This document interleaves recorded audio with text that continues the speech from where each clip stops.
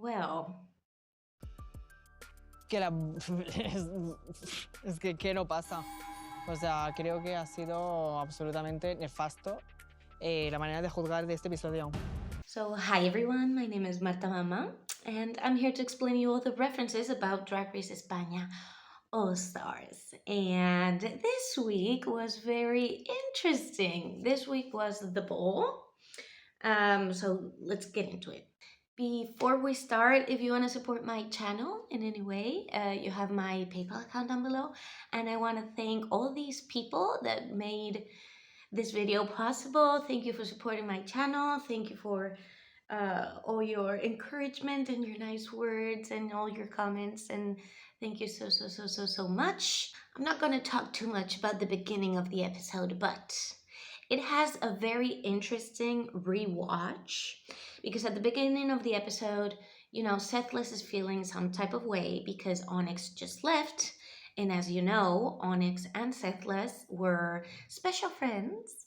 So, yeah, there's this thing between Sagittaria and Sethless because Sethless would have eliminated Sagittaria. So, yeah, there's this tension there. I don't know when the confessionals were filmed, but probably after the whole thing. So, yeah, really interesting. Then they're talking about the 7 deadly sins, and they do this little mini challenge where they assign a deadly sin to each other. Well, it's Juriji, the one that assigns all the deadly sins, and so we get to know that it's the bowl, okay? As usual, in any bowl, we have 3 categories. 2 of the categories they bring from home, and the third one they have to make in the workroom with the things that they give them.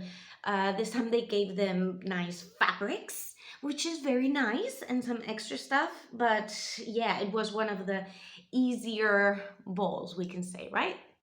Just a couple things to make this episode a little bit lighter.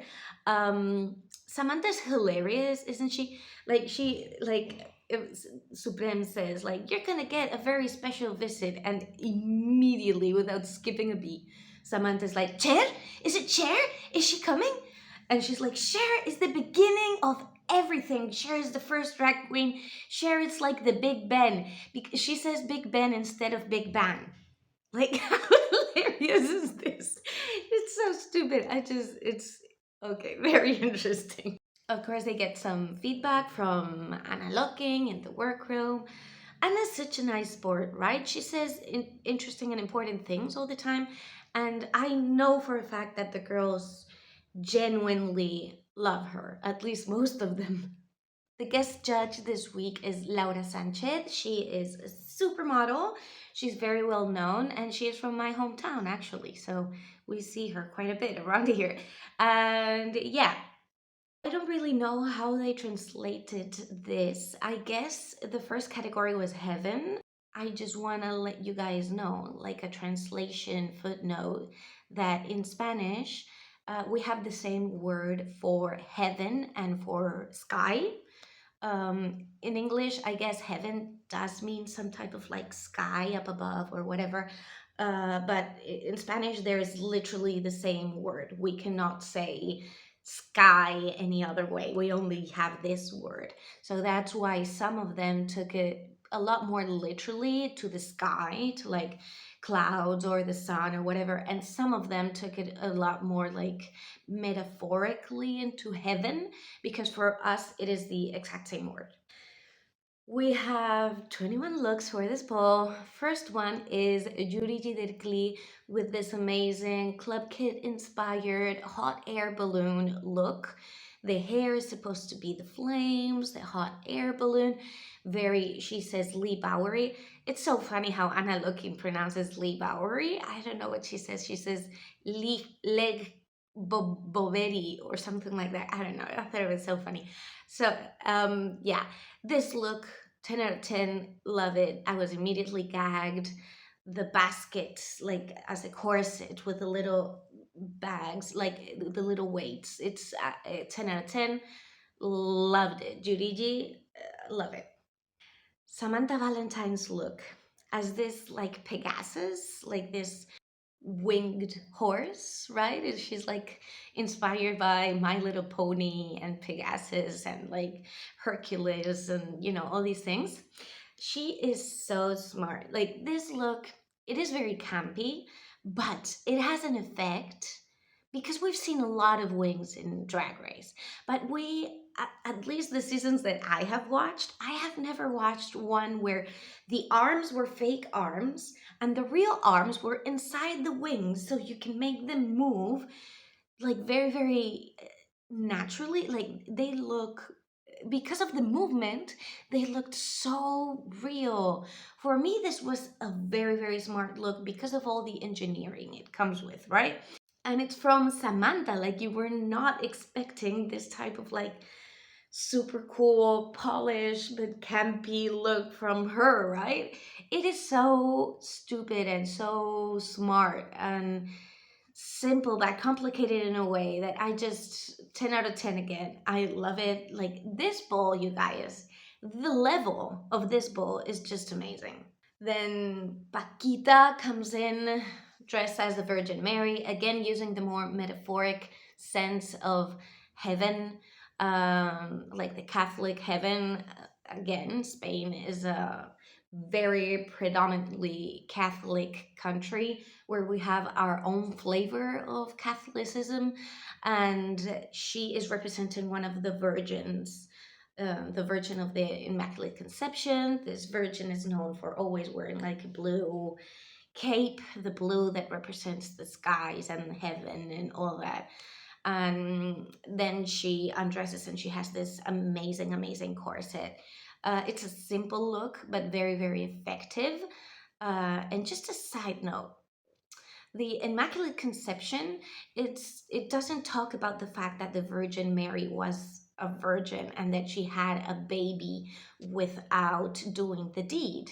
The Immaculate Conception means that Virgin Mary was the only person that was born without the original sin. Do you call it the original sin? I don't know. I learned all my Catholicism in Spanish. I'm not a religious person. I'm not Catholic, but when you live in Spain, it's like you cannot avoid uh, religion, right? So religion is something very, very important for a lot of people in the queer community here. It's a big part not only of the culture but of our folklore. The folklore here, especially in the south of Spain, where Paquita and I are from, is very heavily influenced by things like Semana Santa, and I don't know, queer people have worked like dressing the virgins or making the flower arrangement for virgins. Like that is a job that's specifically reserved for queer people. But on the same, like on the other hand, these same people that use queer people to do the flower arrangements and take care of all these statues and all these virgins are also people that discriminate against queerness, because they're very religious. So yeah, it's all very interesting and it makes sense, and it's a reference that makes sense. Sagittaria's look was just amazing. She was the sun, of course, inspired by the king's son, Louis the 14th, and she looks just absolutely amazing. I love the headpiece. I love a bigger hair on Sagittaria. This is what I was talking about with her entrance look. It was cool, but it was like very, it looks like the next wig that is Poopy's wig. I am over the flat wigs with like the pieces up here that look like a sculpture. I'm not very into that anymore. We've seen a lot of that. A bigger, fuller wig on Sagittaria looks amazing with a nice big headpiece. Isn't it right? Am I wrong? Yeah.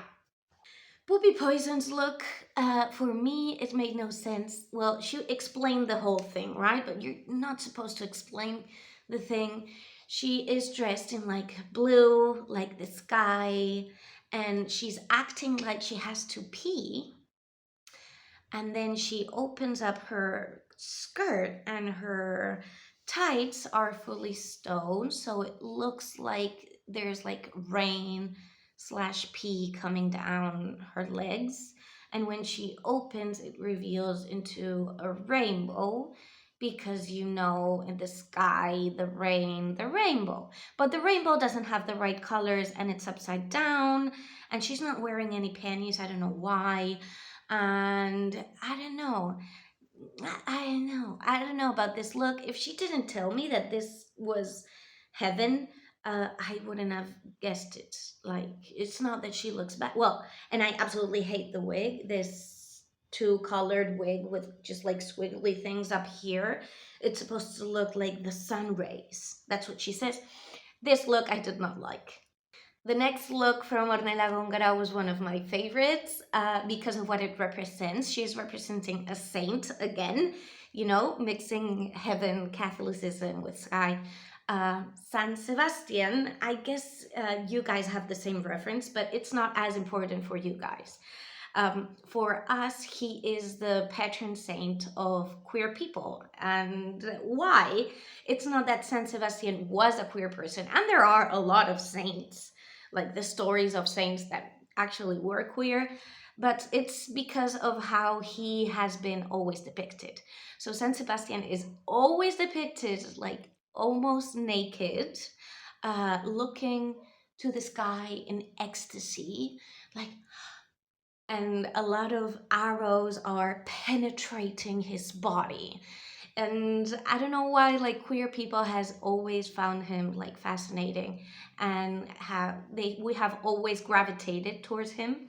San Sebastian is also the patron saint of my hometown. So yeah, he is like a very important queer symbol, especially in Spain. You can see depictions of San Sebastian from, like, of course, traditional art in any way, shape, or form, but also more modern versions, like in the movie Carrie, for example, or, you know, Lorca. We just learned about Lorca a couple episodes ago, or Dali, or, you know, and many modern things are very heavy influenced by the iconography of San Sebastian. So this look, I thought it was beautiful. I loved, like, look at the stones of the undergarments. I don't know. Um, Ornella has this ability of storytelling with whatever she is wearing that I'm just fascinated by. Then Sethless look, this is so cool. It's completely made out of denim that has been bleached and then it has been painted over. And she is representing the Holy Ghost in the form of, like, you know, you see the symbol here. And the coat is made out of vinyl and it's supposed to be a cloud. Super cool, super interesting. And for Setlas, the religious images have always been one of her things, right? Like, when you think about Setlas aesthetic, it's a lot of like Catholic symbolism in her looks. So this is something that we hadn't seen before because we have seen Setlas as almost everything, but I hadn't seen her as the Holy Ghost yet. So cool. Next category is Hell, Infierno. And the first one out is Judy del Glee. This look, you guys, you know, I don't know, like the whole thing, like the eyebrows right here, like in a very devilish 40s way, the hair, and the huge, of course, antlers, like horns out of the titties. The whole thing is just amazing. And then she does something that is so effective, that is using just a little light inside of her mouth. And she tells this whole story that it represents that day in Intact where she was saying vile things to Marina. And, you know, she created one of the best dramas in the Drag Race history. And that she wanted to represent that. And it's like, okay, like, you look great. And then she turns around and you have that ass. Like, oh, 10 out of 10. Well, 10 out of 10, maybe 9.75 out of 10. I really like the long fingers. It's a look that it's interesting. It's interesting to me. But anytime I see anyone with long fingers, I just think about salad fingers. Does anyone else remember salad fingers? Samantha Valentine's comes out in this Mugler inspired look, and yeah, it's cool. It's more polished than we're used to for Samantha. She's doing great at this ball, and she has like an invisible dog, like, that has been done a lot. But I just want to explain what's going on in the runway because um, first of all, the short Javi said it looked like instead of having an invisible dog, she was using a metal detector. I thought that was hilarious. And then they make another joke and they say, "Have you seen mis tetas?" Mis tetas would mean like my titties. Um, this, let me tell you this, okay? I think I have to. I think it's time I tell you this joke. There are certain like dad jokes that have been, going around forever and ever and ever, and that absolutely every single person in Spain knows and learns since they are like small little kids. Like maybe in the US you would have knock knock jokes, or you would have, I don't know, yo mama jokes. We have this specific joke that absolutely every single person in Spain knows, and it's called the my titty joke. Let me tell you this joke, okay?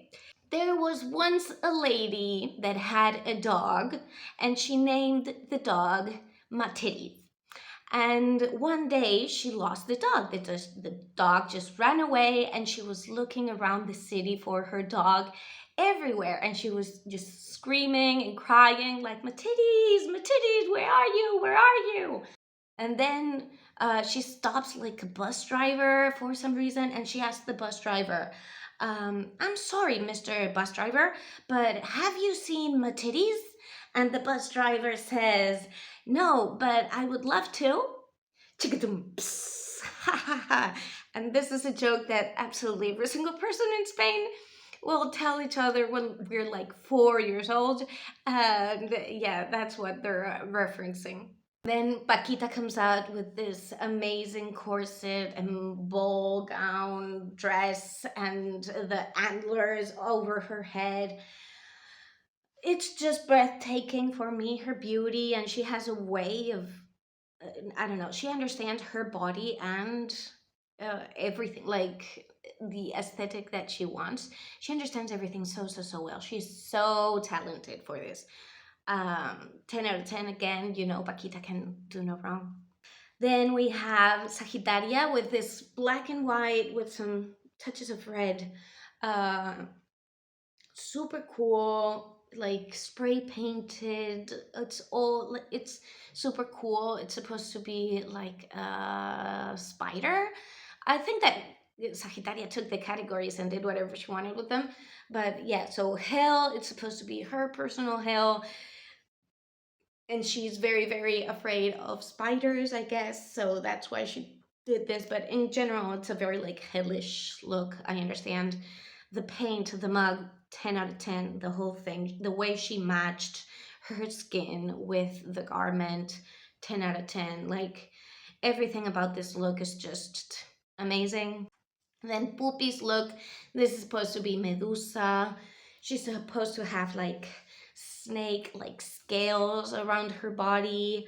I did not like the body. I did not like the like golden chest. I don't like the scales. I don't like the paint. The headpiece is cute. I don't know. I think it's a difficult thing for Poopy, a ball, right? I love Poopy. I will always defend her.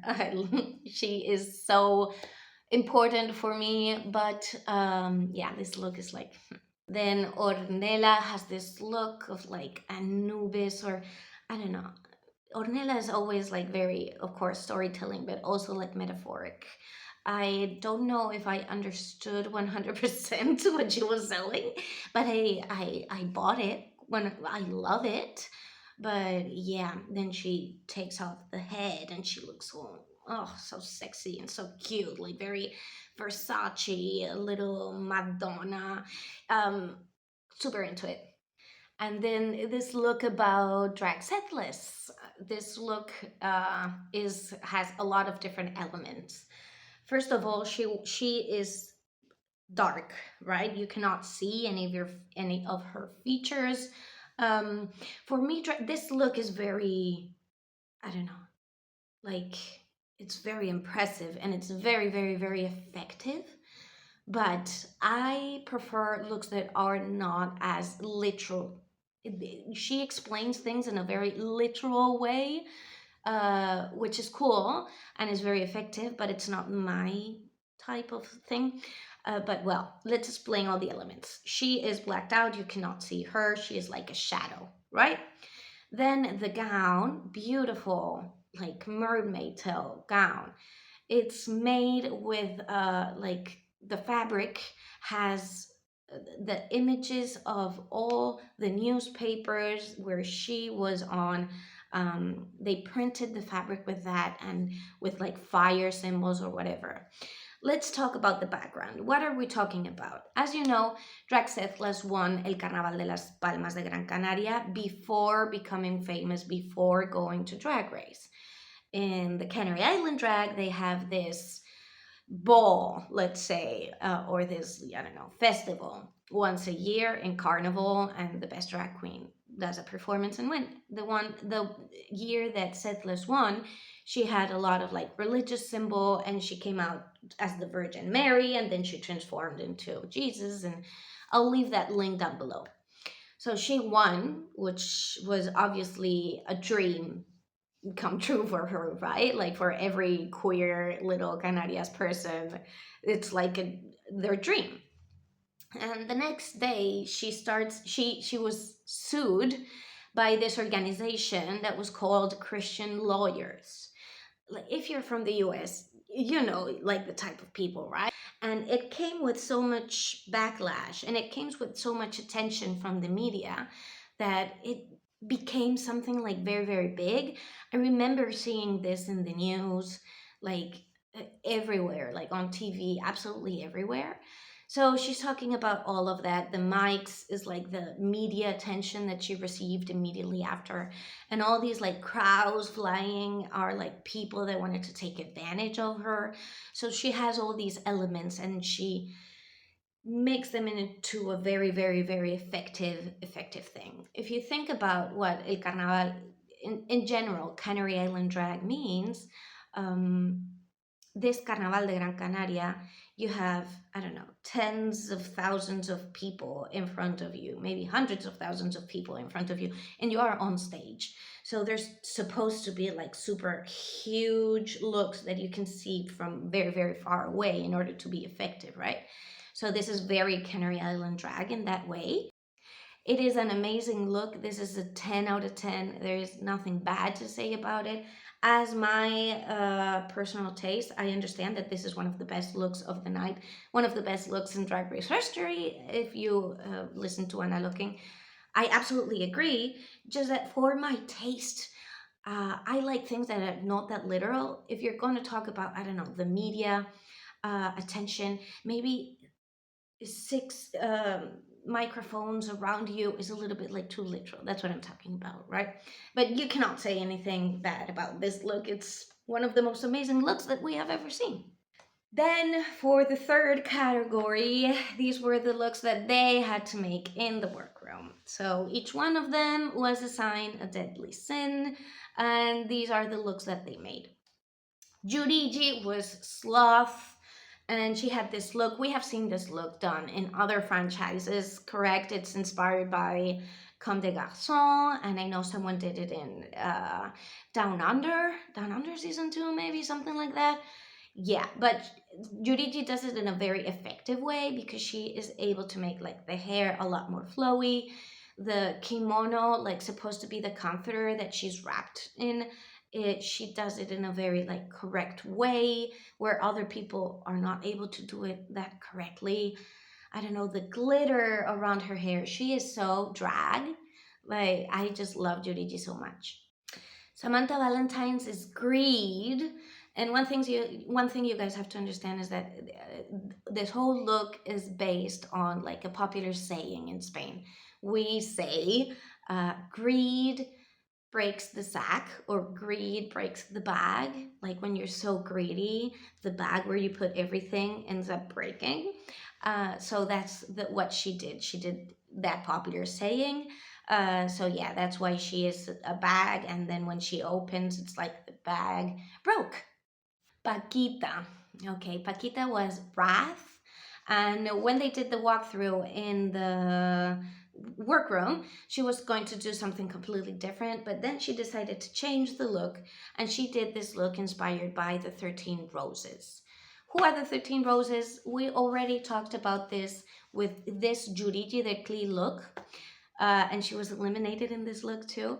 13 Roses were 13 women that were um, in the Civil War in Spain, and they have become a symbol of resistance, a very, very big symbol of resistance against like fascism. So, yeah, it is a beautiful storytelling, and she decided to change into this look because this represents her more. This is like, I don't know, Paquita is very protective of her girlfriends and about, you know, I don't know. She decided to go this route instead of being like a soldier. She decided to do something that actually has an important meaning behind and that represents her a lot more, and which the message was more important for her. And I think this was 100% the correct decision, even if the judges didn't think that. But yeah. Sagittaria was Lust. This is a beautiful gown with like shibari ropes around her. And I don't know if you guys get it, but she says when she's explaining the look that it's supposed to look like a male pee-pee, like it's specifically an uncut male pee-pee with the hood. If you look at it again, it makes sense. Whoopi is supposed to be gluttony. This look is just, ugly, and it's sad that in her box she only had like small little like miniatures of food. Like what can she do with that? Anna, looking in the workroom, tells her like instead of just like putting everything all around like your necklace, why don't you make it into like a headpiece or something like that? And Poopy says, nah, I don't think that's a good idea. Well, maybe it was a good idea, because if you just glue little miniature foods into your necklace, it's not like super, I don't know. Is this better than the season 1, episode 1 look that she had to make there? Yeah, or like the makeover look. Well, I don't know. But yeah, this is not Poopy's forte. Ornella is envy. And she's of course green with envy, and she says she's like a magpie, that she's attracted to everything shiny, and envy always has like 1,000 eyes and is always like looking at what other people have. And she tells this story so well. Her inspiration were evil stepmoms. She says she's always been obsessed with like the evil stepmoms in every like film or story or whatever. So cute. I love this look. I think this was very, very successful. And then the look, right? We have to talk about it.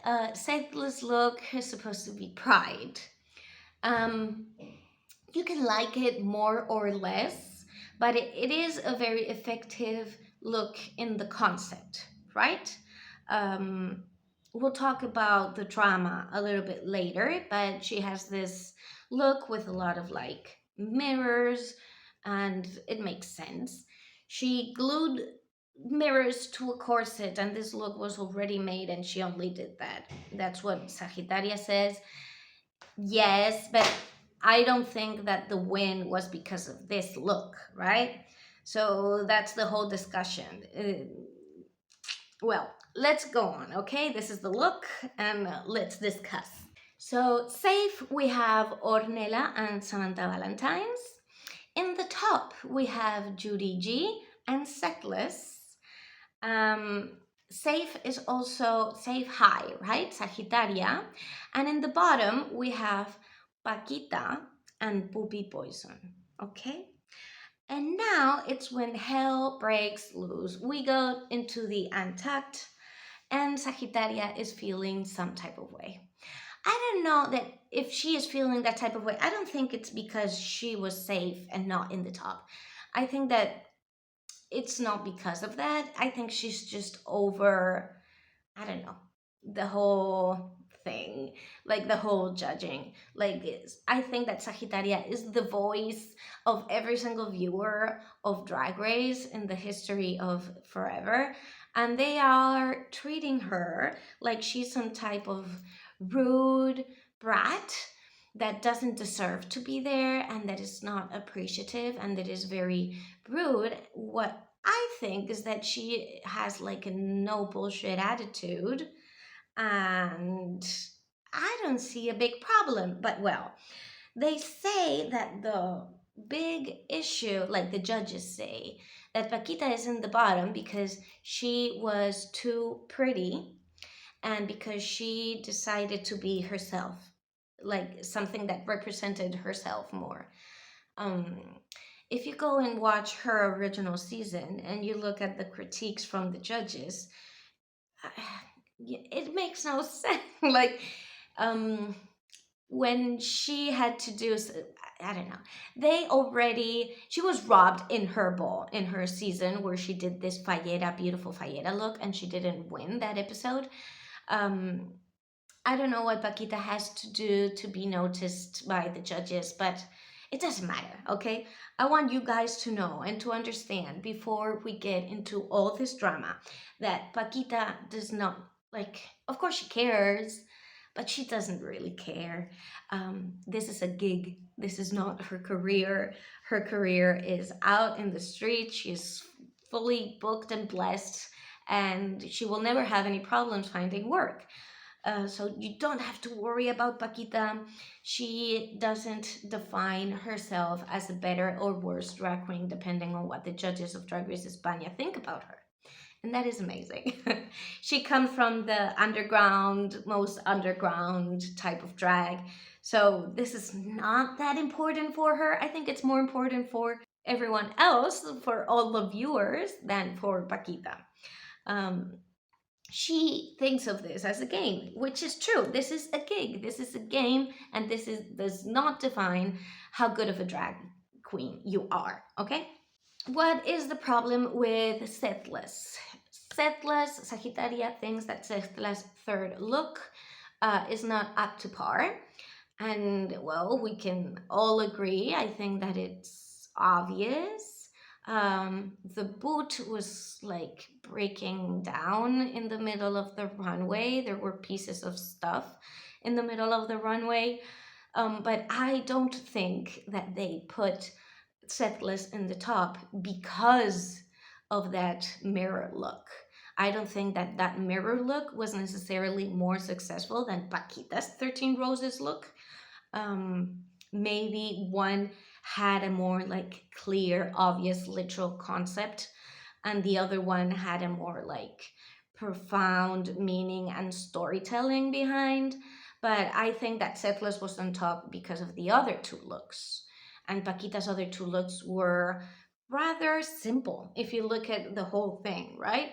They were very good and very effective, and she looked absolutely amazing, but you know, they weren't super, super over the top. So, um, I just think that they are not valuing the sewing challenge as much as Sagittaria thinks. It's not just about the sewing challenge, it's about three categories. And I don't know, if we made a system and we gave points to each one of them, um, you know, if they are valued equally, maybe it makes sense. I'm not justifying Paquita being in the bottom. I think she doesn't deserve to be in the bottom. Of course, she is my drag aunt. She's my drag mom sister. But yeah, it's not that important, you guys. Okay. But about all this drama, I just wanted to echo some of your guys' opinions that I have seen on Twitter. And yeah, one thing that I think is the most interesting about the episode is the way that they are trying to gaslight Sagittaria. I think Sagittaria is, as I said, the voice of her generation, and she is absolutely correct. And she is saying things that are the things that every viewer is feeling. I just wanted to echo this guy's tweet. He is at _ Pablo Cor in Twitter, Tio Majo, and he says Sagittaria would be an absolute fan favorite in an American season of Drag Race, but here they want to sell the idea that she is childish and rude when she is just being real and not letting production handle the narrative. I think that's 100% what is happening, and I agree 100%. I want to know your guys' opinion. Do you think that she's being rude and a brat and childish? From Green Gay, YouTube, we have the translation. I guess these are the subtitles in English, but I haven't been able to see them. So, what Sagittaria actually says is it's a game, but even a game should be based on fairness. And I don't think we are all being judged fairly. Some of us are getting overly positive critiques, while others get picked on for the smallest mistake. That was a corset with mirrors glued to it. Is that true? Well, yeah. So in this lip sync, it is Yurigi against Sethless, and this is quite a bit problematic. This is the part where I get the most worried about because, as you know, I don't care too much about who goes home and why. As I said, like both Paquita and we come from like underground drag scene. We don't think that Drag Race will value correctly the value of an artist. It's a gig, it's a job, okay? But I care about what happened in the lip sync a little bit. Before starting the lip sync, the song is Llorando por ti. Yuri is already on the floor, and Sethless takes a mirror and breaks it, and now they're like broken mirror, like broken pieces of glass in the thing where they are lip syncing, and Juriji ended up with like cuts all over her body. This is her quote tweet. Someone said like at Liam Bag One said, "Can we actually talk about the fact that Juriji was bleeding after the lip sync because Sethless broke a glass mirror and didn't give a about her fellow queen?" It's true. It's not only that she had mirrors glued to her corset, it was actually that when she started, she had a mirror in her hand. First thing she did is break the mirror, and all the glass shattered. And Juriji performs on the floor because she's that type of sexy doll, and she does a lot of floor work. So Juriji quotes and answers, "Thanks for noticing. My body was full of cuts and my lingerie was torn." Yeah, so that I'm a little bit more worried about. Honestly, I don't care who goes home, but well, Sethless wins this challenge, and she takes off her list. She takes out her lipstick, and it's like, when Naomi Smalls says Manila, it's a very that. It's Paquita goes home.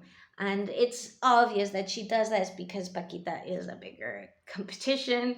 I don't think that Settlers think that Paquita did worse in this challenge than she did. Neither of them are from her original season. She is not closer to either one of them. But it is true that Poopy Poison, when they're talking like in Untucked, starts like talking shit about Sagittaria and like saying how, eating a little bit of ass. And so, yeah, that is something that happens. So, Paquita is home. Paquita went back home. Is she?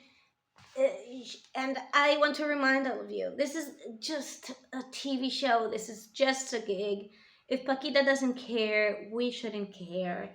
don't send any hate to settlers. Don't send hate to anyone involved in this TV show.